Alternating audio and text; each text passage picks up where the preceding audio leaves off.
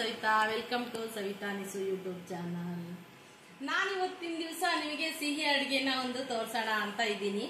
ಅದು ಯಾವ್ದಪ್ಪ ಅಡುಗೆ ಅಂತ ಹೇಳಿದ್ರೆ, ನಾನು ಇವತ್ತು ಗೋಧಿ ಹಿಟ್ಟಿನ ಗಾರ್ಗೆ ಮಾಡ್ತಾ ಇದ್ದೀನಿ. ಪರಂಗಿಕಾಯಿ ಗಾರ್ಗೆ ಮಾಡ್ತೀವಿ ನಾವು, ಮತ್ತೆ ಹಲಸಿನಣ್ಣಿನ ಗಾರ್ಗೆ ಮಾಡ್ತೀವಿ, ಮತ್ತೆ ಅನ್ನದ ಗಾರ್ಗೆ ಮಾಡ್ತೀವಿ. ನಾನು ಅದಕ್ಕೆ ಗೋಧಿ ಹಿಟ್ಟಿನ ಗಾರ್ಗೆ ಮಾಡ್ತಾ ಇದ್ದೀನಿ. ಅದನ್ನ ನಾನು ಹೇಗ್ ಮಾಡ್ತೀನಿ ಮತ್ತೆ ಅದಕ್ಕೆ ಏನೇನೆಲ್ಲ ಇಂಗ್ರೀಡಿಯೆಂಟ್ಸ್ ಅನ್ನೆಲ್ಲ ತಗೊಂಡಿದ್ದೀನಿ ಅಂತ ಹೇಳ್ತೀನಿ. ಗೋಧಿ ಹಿಟ್ಟಿನ ಗಾರ್ಗೆನೆ ಯಾಕೆ ಮಾಡ್ತಾ ಇದ್ದೀನಿ ಅಂತ ಹೇಳಿದ್ರೆ, ಈಗ ನನ್ನ ಸ್ನೇಹಿತರೆಲ್ಲ ನಾನು ಮಾಡ್ಕೊಟ್ರ ತಿಂದಿರೋರು ತುಂಬಾ ಜನ ಇದ್ದಾರೆ. ಹಾಗೆ ನನ್ನ ಸಂಬಂಧಿಕರೆಲ್ಲೂ ಕೂಡ ಗಾರ್ಗೆ ಇಷ್ಟಪಡೋರು ಇದ್ದಾರೆ. ಆಂಟಿ ಅದನ್ನ ಸ್ವಲ್ಪ ಮುಂಚೆನೆ ತೋರಿಸ್ರಿ, ಆ ಗಾರ್ಗೆನ ನಾವು ಒಂದ್ಸರಿ ಮಾಡ್ತೀವಿ ಅಂತ. ನಾನು ತುಂಬಾ ದಿನ ಆಯ್ತು ಅದನ್ನ ಮಾಡೋದ್ ಬಿಟ್ಟು. ಬಹಳ ಚೆನ್ನಾಗಿರುತ್ತೆ ಅದು, ತಿಂದ್ರೇನೆ ಗೊತ್ತಾಗದು ಅದು ಮಾಡ್ಕೊಂಡು ಅದು ಎಷ್ಟು ಟೇಸ್ಟ್ ಆಗಿರುತ್ತೆ ಅಂತ ಹೇಳಿ. ಆಮೇಲೆ ಅದನ್ನೇ ಒಂದು 15 ದಿವಸ ತಿಂಗಳ ತನಕನೂ ನಾವು ಸ್ಟೋರೇಜ್ ಮಾಡ್ಕೊಂಡು ತಿನ್ಬಹುದು. ನಾನು ಮೊದ್ಲೆಲ್ಲ ತುಂಬಾ ಮಾಡಿಡ್ತಾ ಇದ್ದೆ. ನಾನು ಅದನ್ನ ಮಾಡಿ ಒಂದ್ 2 ದಿನ ಆದ್ಮೇಲೆ ತಿನ್ಬೇಕದು, ಹತ್ತಿ ಹಣ್ಣು ತಿಂದಂಗಾಗುತ್ತೆ, ಅಷ್ಟು ಚೆನ್ನಾಗಿರುತ್ತೆ. ಬರ್ರಿ ಅದಕ್ಕೆ ನಾನೇನು ಏನೇನೆಲ್ಲ ಇಂಗ್ರೀಡಿಯೆಂಟ್ಸ್ ಅನ್ನ ತಗೊಂಡಿದ್ದೀನಿ ಅಂತ ಹೇಳಿ ನಾನು ತೋರಿಸ್ತೀನಿ.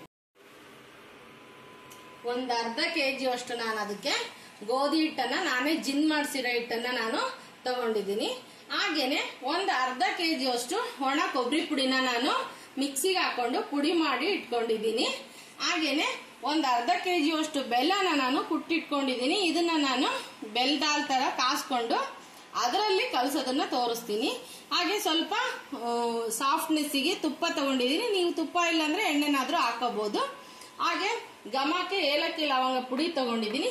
ಒಂದು ಅರ್ಧ ಕೆಜಿ ಹಿಟ್ಟನ್ನು ಕಲಸಕ್ಕೆ 1 ತಂಬಿಗೆ ಅಷ್ಟು ನೀರನ್ನ ಈ ಪಾತ್ರೆ ಒಳಗೆ ಹಾಕಿ ಬೆಲ್ಲನ ನಾನು ಕರಗಿಸ್ಕೊಂತೀನಿ. ಅದೇ ನೀರಲ್ಲೇ ನಾನು ಕೊಬ್ಬರಿ ಮತ್ತು ಗೋಧಿ ಹಿಟ್ಟು ಅಷ್ಟು ಎಲ್ಲ ಇದಕ್ಕೆಲ್ಲ ಮಿಕ್ಸ್ ಮಾಡಿ ಕಲಸ್ಕೊಂಡು ನಾನು ಅದನ್ನ ಒಂದು 5-6 ಗಂಟೆ ಅದನ್ನ ನೆನೆಯೋದಕ್ಕೆ ಬಿಡ್ತೀನಿ. ಬನ್ನಿ ಇವಾಗ ನಾವು ಬೆಲ್ಲನ ಕರಗಿಸೋಣ. ಇವಾಗ ಬೆಲ್ಲನ ಕರಗಿಸೋಣ.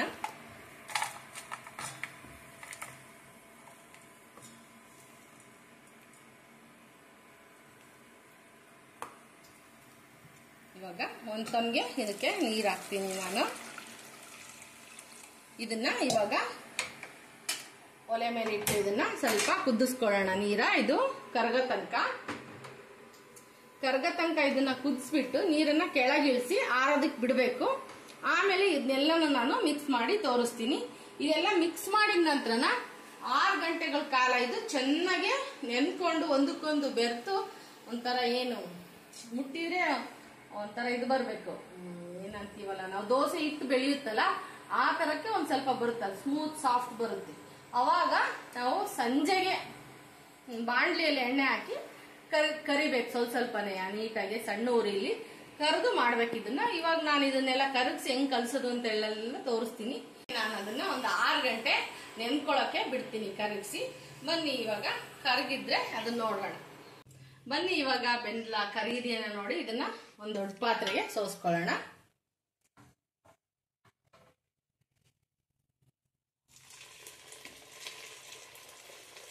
ಇದು ಸ್ವಲ್ಪ ತಣ್ಣಗಾಗ್ಲಿ. ತಣ್ಣಗಾದ್ಮೇಲೆ ನಾನು ಇದಕ್ಕೆ ಗೋಧಿ ಹಿಟ್ಟು ಎಲ್ಲ ಹಾಕಿ ಕಲಸ್ಕೊಂತೀನಿ.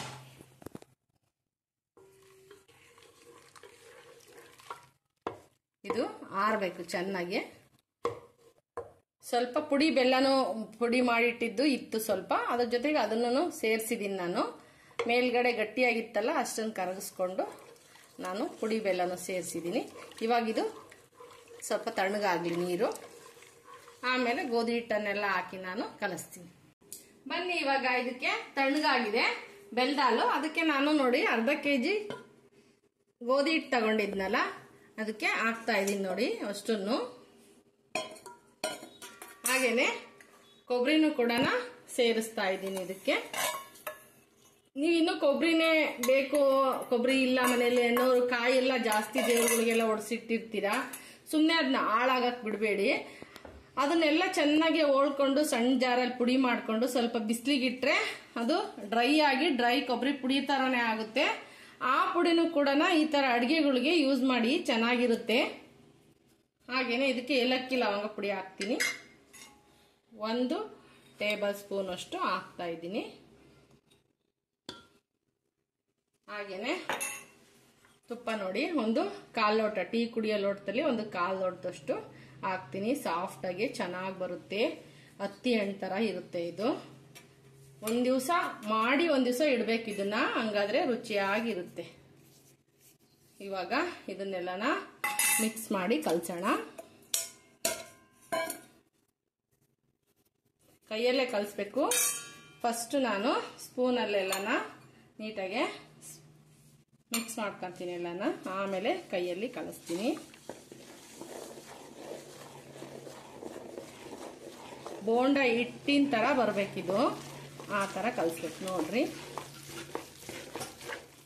ಇದು ಆಮೇಲೆ ಒಂದು 5-6 ಗಂಟೆ ಬಿಟ್ಟರೆ ಎಷ್ಟು ಈಸ್ಟ್ ಥರ ಪ್ರೊಡ್ಯೂಸ್ ಆಗಿರುತ್ತೆ ಇದರಲ್ಲಿ. ಆವಾಗ ಸಾಫ್ಟಾಗಿ ಬರುತ್ತೆ. ಈ ಉದ್ದಿನ ಬೇಳೆ ಎಲ್ಲ ರುಬ್ಬಿಗೆ ಹೆಂಗೆ ಬರುತ್ತೋ ಆ ಥರ ಸಾಫ್ಟ್ನೆಸ್ ಬರುತ್ತೆ ಹಿಟ್ಟು. ಈ ಥರ ಎಲ್ಲ ಕಲಿಸಿದಾಗ ಇದು ಫರ್ಮೆಂಟ್ ಆಗಿ ನಮಗೆ ಒಂದು 6 ಗಂಟೆ ಆದಮೇಲೆ ತುಂಬ ಲೇಯರ್ ಥರನೇ ಬರುತ್ತೆ. ಇದು ಈಗ ಹಿಡ್ದಿದೆಯಲ್ಲ, ಇದು ಹಿಂಗೆ ಹಿಡ್ಕೊಳ್ಳಲ್ಲ, ಹಿಂಗೆ ಹಿಡ್ಕೊಂಡ್ರೆ ಹಿಂಗೆ ಕೆಳಗೆ ಬೀಳುತ್ತೆ, ಆ ಥರ ಆಗುತ್ತೆ ಹಿಟ್ಟು. ಚೆನ್ನಾಗಿ ನೆಂದ್ಕೊಂಡು ಎಲ್ಲ ಕೂಡ್ಕೊಂಡಿರುತ್ತೆ ಹದವಾಗಿ, ಅವಾಗ ತುಂಬ ಚೆನ್ನಾಗಿ ಬರುತ್ತೆ. ಇವಾಗ ಇಷ್ಟು ಕಲಸಿದ್ದು ಸಾಕು. ಇದನ್ನ ನಾನು ನೀಟ್ ಮಾಡಿ ಒಂದು ಲಿಡ್ ಕ್ಲೋಸ್ ಮಾಡಿ ಹಾಗೇನೆ ಇಡ್ತೀನಿ. ಇದು ರುಚಿಗೆ ಒಂಚೂರು ಉಪ್ಪನ್ನು ಕೂಡ ಸೇರಿಸ್ಬೋದು, ಬೇಕಂದ್ರೆ ನಾನು ಹಾಕ್ತೀನಿ. ನಿಮಗೆ ಲೈಕ್ ಆದ್ರೆ ಹಾಕಿ, ಇದ್ರೆ ಹಾಗೆ ಮಾಡಿದ್ರು ನಡೆಯುತ್ತೆ.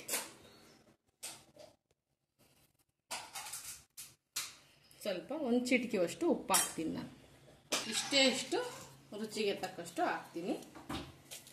ಇದನ್ನ ನೀಟಾಗಿ ಕೈಯಲ್ಲೆಲ್ಲ ಒಂದು ಮಾಡಿ ನಾನು ಮುಚ್ಚಿಡ್ತೀನಿ. ನೋಡಿ ಈ ಥರ ಕೈಯಲ್ಲೆಲ್ಲ ನೋಡ್ರಿ ಹಿಂಗೆ ಈ ಥರ ಲೇಯರ್ ಬರುತ್ತೆ ನೋಡ್ರಿ. ನೋಡ್ರಿ ಬಂದಿದೆ ನೋಡ್ರಿ, ಈ ಥರ ಆಗುತ್ತೆ. ನೆನ್ಕೊಂಡಂಗೆ ಒಂಥರ ತೊಳೆ ಥರ ಬರುತ್ತೆ. ಆ ಥರ ಕಲಿಸ್ಕೊಂಡು ಇದೇ ಪಾತ್ರೆಯಲ್ಲೇ ನಾನು ಒಂದು 6 ಗಂಟೆ ತನಕ ಇದು ನೆನ್ಕೊಳ್ಳೋದಕ್ಕೆ ಬಿಡ್ತೀನಿ. ಅವಾಗೆಲ್ಲ ಇದು ಹದವಾಗಿ ಬೆರೆತು ಎಲ್ಲ ನೀಟಾಗಿ ಸ್ಮೂತ್ ಆಗಿರುತ್ತೆ ಹಿಟ್ಟು. ಇವಾಗ ಹಿಡ್ಕೊಂಡಿತ್ತಲ್ಲ ಎಲ್ಲ ಇದು ಜಿಗಿ ಥರ, ಆವಾಗ ನೆನ್ಕೊಂಡು ಮಿದುವಾಗಿ ಇರುತ್ತೆ. ಇವಾಗ ಇದಕ್ಕೊಂದು ಲಿಡ್ಡನ್ನು ಕ್ಲೋಸ್ ಮಾಡ್ತೀನಿ ನೋಡ್ರಿ. ಬನ್ನಿ, ನಾನು ಗಾರ್ಗೆಗೆಲ್ಲ ಕಲಸಿಟ್ಟಿದ್ನಲ್ವಾ, ಬೆಳಗ್ಗೆ 6 ಗಂಟೆ ಆಯ್ತು. ಇವಾಗ ಕಲಸಿಟ್ಟು ಹೇಗಾಗಿರುತ್ತೆ ಅಂತೇಳಿ ತೋರಿಸ್ತೀನಿ ಬನ್ನಿ ನಾನು ನಿಮಗೆ. ನೋಡಿ, ನಾನು ಕಲಸಿಟ್ಟಿದ್ನಲ್ವಾ, ನಾನು ತುಪ್ಪ ಹಾಕಿದ್ನಲ್ಲ, ಹೆಂಗೆ ಬಿಟ್ಕೊಂಡಿದೆ ನೋಡ್ರಿ. ಸುತ್ತಲೂ ಎಲ್ಲ ತುಪ್ಪ ಯಾವ ಥರ ಇದೆ ನೋಡ್ರಿ. ಈಗ ಎಷ್ಟು ಚೆನ್ನಾಗಿ ಸಾಫ್ಟ್ ಆಗಿದೆ ನೋಡ್ರಿ.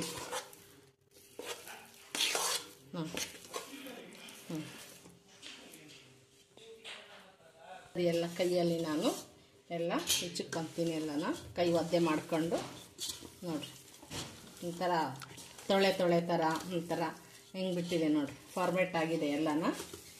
ಲೇಯರ್ಸ್ ನೋಡ್ರಿ ಹೆಂಗೆ ಕಾಣಿಸುತ್ತೆ. ಹಾಗೆ ಅದಕ್ಕೆ ಕಲಿಸ್ಕೊಂಡು ಒಂದು ಅರ್ಧ ಟೇಬಲ್ ಸ್ಪೂನ್ನಷ್ಟು ಸೋಡಾ ಹಾಕೊಳ್ಳೋಣ, ಅಡುಗೆ ಸೋಡಾನ. ಹಾಗೇನೆ ಕಾದಿರೋ ಅಂಥ ಎಣ್ಣೆನ ಒಂದು 2-3 ಸ್ಪೂನ್ ಹಾಕೊಳ್ಳೋಣ. ಇದಕ್ಕೆ ಒಂದ್ಸರಿ ನಾವು ಇದಕ್ಕೆ ನೀರು ಚಿಮ್ಸ್ಕೊಂಡು ಒಂದ್ಸರಿ ಮೇಲಿಂದ ಕೆಳಗೆ ನೀಟಾಗಿ ಕಲಿಸ್ಕೊಳ್ಳೋಣ.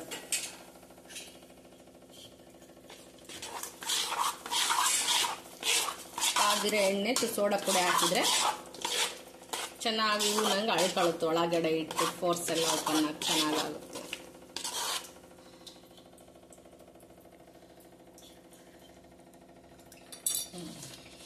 ಇವಾಗ ನಾವು ಎಣ್ಣೆಗೆ ಹಾಕೋಣ. ಇವಾಗ ಗಾರ್ಗೆನ ಬೋಂಡ ಥರನೇ ಹಾಕೋದು, ಚಿಕ್ಕದಾಗಿ. ಇವಾಗ ಹಾಕೋಣ ಬನ್ನಿ. ಒಂದೊಂದೇ ನೀರು ಕೈ ಒದ್ದೆ ಮಾಡ್ಕೊಂಡೆ ಹಾಕ್ಬೇಕು.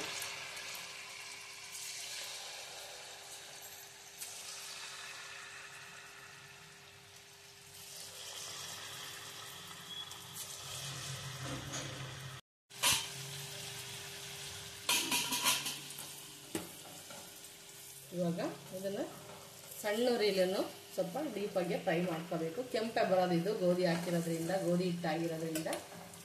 ಸೀತು ಅಂತ ಅನ್ಕೋಬೇಡ್ರಿ, ಇದು ಡಾರ್ಕ್ ಬ್ರೌನ್ ಆಗೋದು ಕಲರು. ಆಮೇಲೆ ಎಲ್ಲ ಅದು 1 ದಿವಸ 2 ದಿವಸ ಆದಮೇಲೆ ನೀಟಾಗಿ ಕಲರು ಚೆನ್ನಾಗಾಗುತ್ತೆ, ತಿನ್ನೋದಕ್ಕೂ ಚೆನ್ನಾಗಾಗುತ್ತೆ. ಕಪ್ಪಾತು ಅಂತ ಅಂದ್ಕೋಬೇಡ್ರಿ. ಫಸ್ಟು ಹೆಚ್ಚಾದ ಉರಿಯಲ್ಲಿ ಹಾಕ್ಕೊಂಡು ಆಮೇಲೆ ಸಿಮ್ ಮಾಡ್ಕೋಬೇಕು ಉರಿನ.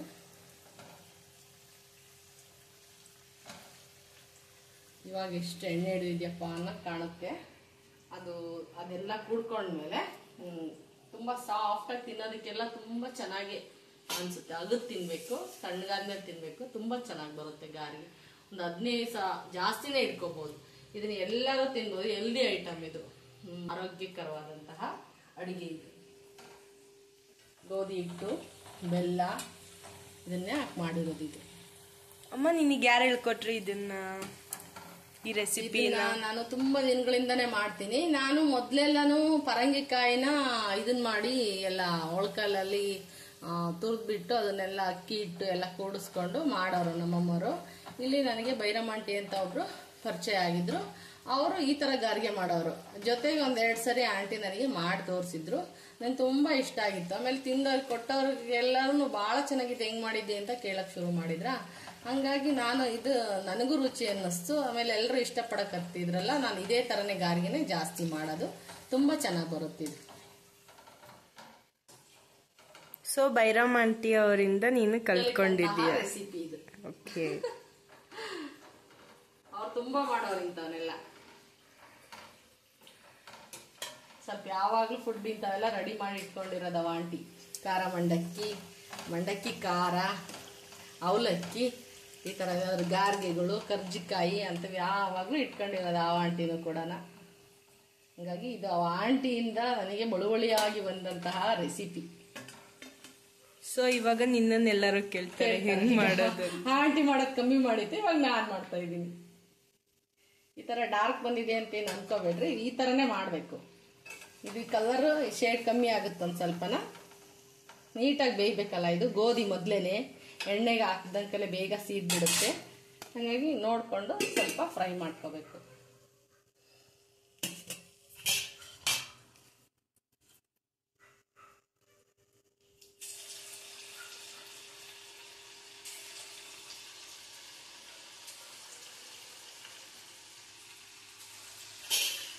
ಎಷ್ಟು ಚೆನ್ನಾಗಿ ಫರ್ಮೆಂಟೆಡ್ ಆಗಿದೆ ಅಲ್ವಾ ಹಿಟ್ಟು. ಫುಲ್ ಕೈಗೆ ಸ್ಟಿಕ್ಕಿ ಆಗ್ತಾನೆ ಇಲ್ಲ, ಚೆನ್ನಾಗಿ ಬರ್ತಿದೆ. ಕೈಗೆ ಅಂಟಲ್ಲ ಅದು, ನಾನೇ ಒದ್ದೆ ಮಾಡ್ಕೊಂಡು ಅದನ್ನ ಬಿಡಿಸ್ಕೋಬೇಕು.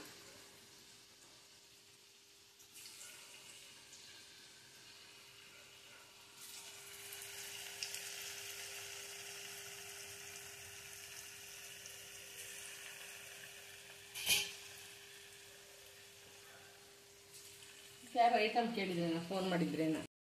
ನೋಡಿ ಇವಾಗ ಯಾವ ಕಲರ್ ಬಂದಿದ್ದಾವೆ, ಹೆಂಗ್ ಬಂದಿದ್ದಾವೆ ಅಂತ ಹೇಳಿ ನೋಡಿ. ಗೋಲ್ಡನ್ ಬ್ರೌನ್ ಕಲರ್ ಬರುತ್ತೆ.